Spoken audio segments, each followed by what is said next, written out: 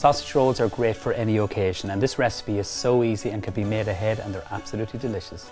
The key to this recipe is using the very best of Irish sausage meat, and for this recipe I'm using the Simply Better sausage meat from Malins in County Monaghan.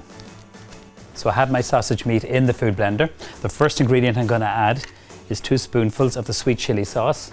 So this is made by Full On and they're based in Cork, so they are. So 2 spoonfuls of that. So next I'm going to add 2 spoonfuls of the fresh basil pesto.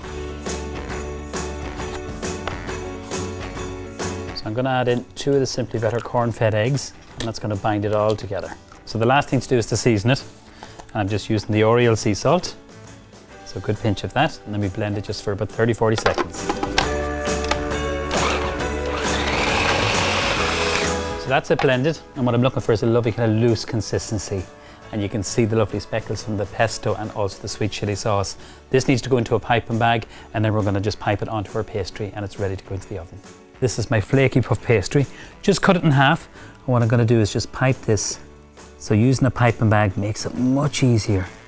So I have some egg wash made, so I've used the Simply Better corn-fed eggs and a little bit of Jersey milk, and just with a pastry brush, you literally just brush that side of the pastry just up and down. So that's going to help stick it and seal it in.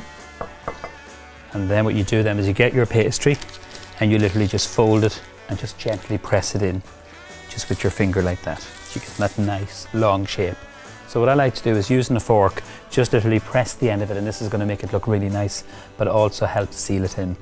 So just gently do that. You could use a spoon either, but I'm using the fork. And then the last thing we have to do is to brush the top of them with some egg wash. So I'm just going to add some sesame seeds just on top, and you sprinkle them, and that's going to give great texture.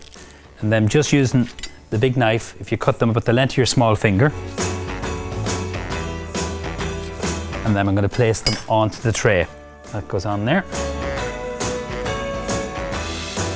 And that's them ready. Now at this stage, what you can have done, you can cover them in cling film and you can freeze them. But what I'm going to do is I'm going to place them in a preheated oven, which is 200 degrees, and that's going to take about 25 minutes until they're beautiful and golden brown and beautifully puffed up.